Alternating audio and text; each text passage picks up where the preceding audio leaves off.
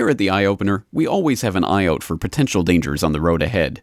With that in mind, Democratic Party spokesman Rachel Maddow has identified one of the greatest potential dangers to the stability of the U.S. homeland: nullification. Now, so many of the hallmarks of the Civil War and of the Confederacy are in political fashion again. Nullification, which helped steer South Carolina into its militant anti-U.S. stance. Nullification is now enjoying a remarkable renaissance. Helpfully, Maddow has also identified the roots of this evil nullification idea in the Civil War. The great pride of the South Carolina secessionists was this guy with the teen idol good looks, Senator John C. Calhoun, the beloved pro-slavery politician who was South Carolina's greatest political export at that time. He had been Vice President of the United States, Secretary of State, Secretary of War, and as well as being a rabid proponent of slavery, John Calhoun, to that end, championed the cause of nullification. Nullification, the idea that states could and should refuse to follow federal laws they didn't like, that they thought went beyond the powers of the federal government. That's right, slavery, neo-confederates, bloodshed.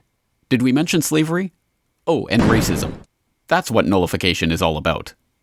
Oh, sure, there are those like Michael Meharry of the 10th Amendment Center who will argue that this portrayal of nullification as a pro-slavery movement actually gets the history of the idea precisely 180 degrees opposite to the truth.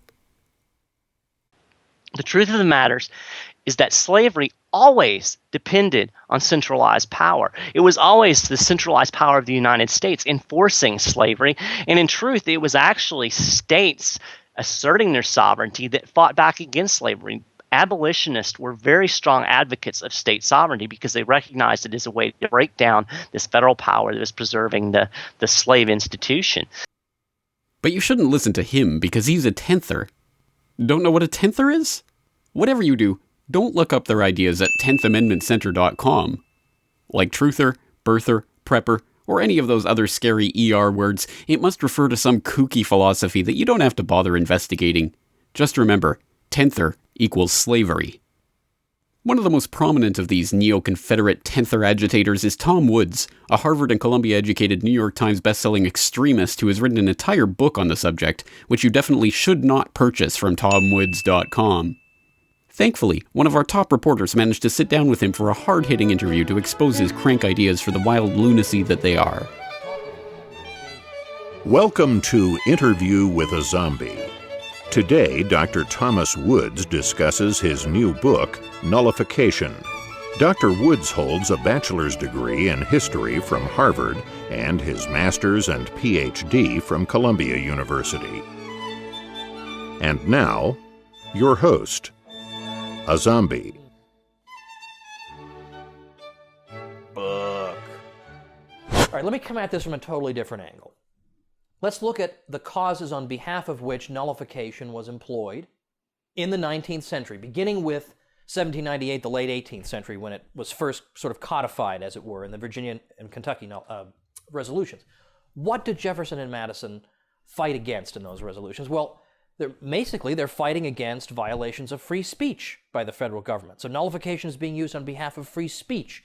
It's used on behalf of free trade. It's used to fight against unconstitutional searches and seizures. It's used to fight against the prospect of military conscription, to fight against the prospect of children being enlisted in the military without the consent of their parents. And as we've seen earlier, it was used to fight against the fugitive slave law. So it's a complete, when you use terms like neo-confederate, which is just like one of these sort of zombie terms, well, pardon me, I withdraw that statement. No, you're right. But it is one of these terms that people just throw out because they think it'll just shut down all debate. If I utter this term, no one will be able to continue debate. But I don't know. I think it's, I'm thinking maybe we're really not making progress here. I mean, I'm trying to make arguments that are at least reasonably thought-provoking, and you're just throwing racism. Yeah, see, you're just throwing code words at me and scary-sounding propaganda words. See, that's not an argument. That does not count as an argument. I've already answered all this. That is not a substitute for an argument. You try to do this all the time. And yet, despite having his ideas so thoroughly discredited by our reporters' hard-hitting questions, people like Woods and Meharry and others continue to discuss ways that this idea can be used to undermine the peaceful actions of the loving federal government. The California Senate just made history after unanimously voting to reject the NDAA's indefinite detention clause. The new measure says that the state will, quote, refuse to provide material support for or to participate in any way with the implementation of any federal law that purports to authorize indefinite detention of a person within California. South Carolina has passed a bill that criminalizes the implementation of Obama's health care reform law in a vote of 65 to 39. The state's House legislators passed the South Carolina Freedom of Health Care Protection Act. It renders the Affordable Care Act null and void. It could potentially see criminal penalties issued to those who attempt to implement it. Jury nullification is a process whereby a jury in a criminal case effectively nullifies a law by acquitting a defendant regardless of the weight of evidence against him or her.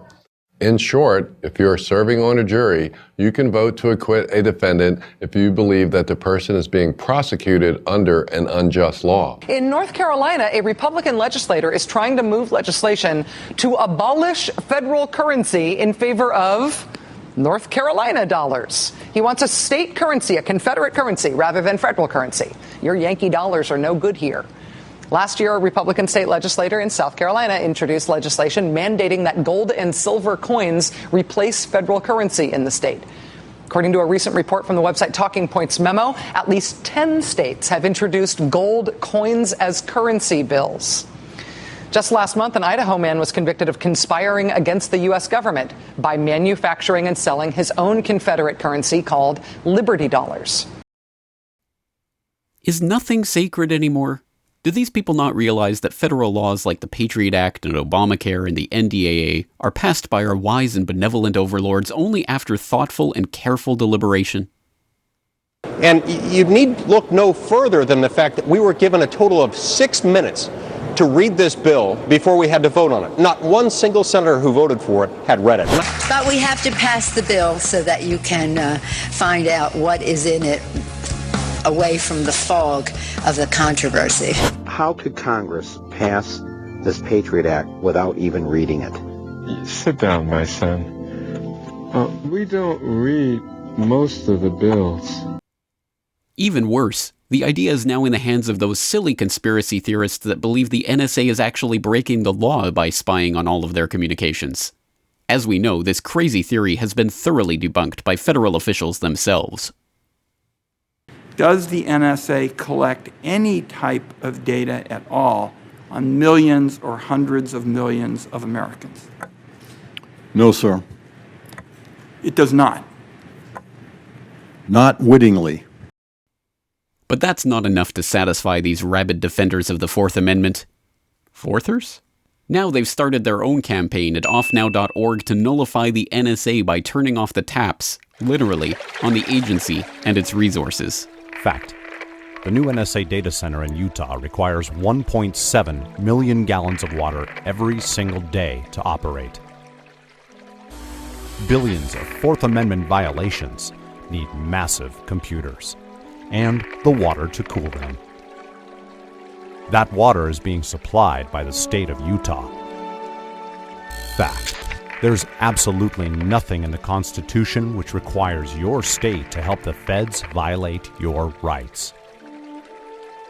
Our message to Utah: turn it off.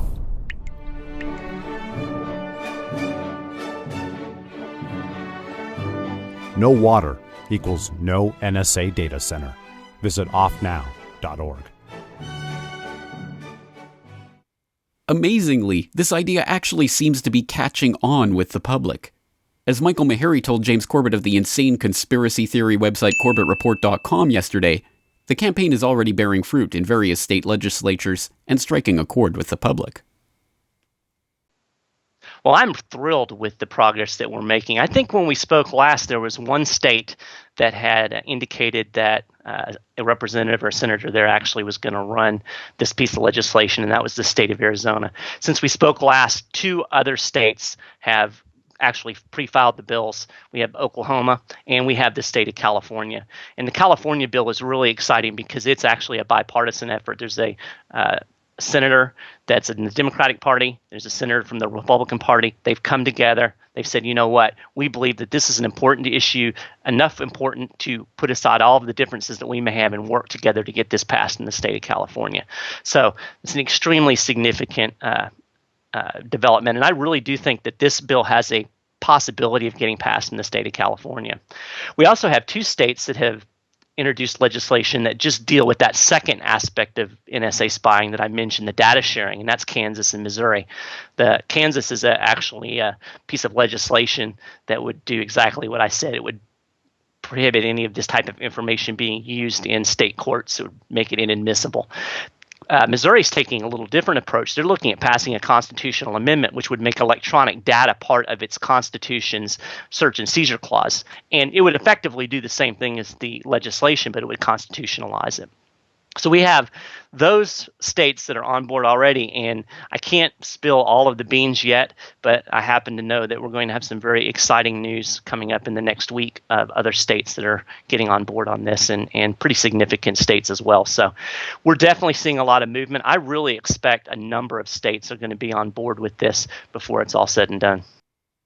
As worrying as this development is for the federal government, though, the bigger danger is that this is the thin edge of the wedge for a movement that is gaining ground. What's next after this? Police agencies refusing federal funds to provide their law enforcement officials with tanks and riot gear and sound cannons? County sheriffs refusing the TSA permission to grope, humiliate, and sexually harass passengers in their airports?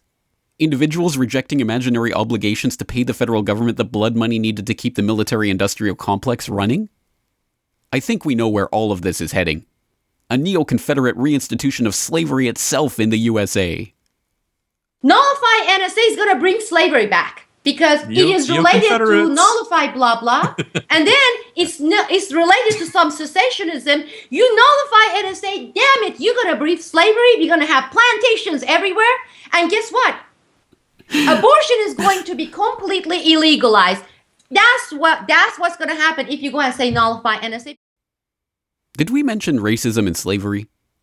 This whole 10th Amendment movement, the nullification stuff, people talking openly about secession, states in the South minting their own currency. That's the kind of stuff that we have not seen every year. There seems to be an upsurge of that now. Well, I mean, I think we'd be foolish to imagine that this is uncorrelated with having an African-American president. And so, dear viewer, consider yourself warned. There is a nullification movement taking shape that is seeking to undermine the authority of the federal government to continue transforming the country into a tyrannical police state. And do you really want that to happen? If so, then the previous spokesman for the federal government has a warning for you.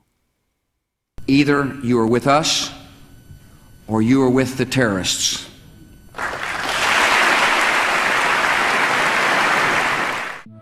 This has been a public service announcement made possible by the subscribers and supporters of BoilingFrogsPost.com. Unless you agree with the nullifiers, please don't subscribe to the website today.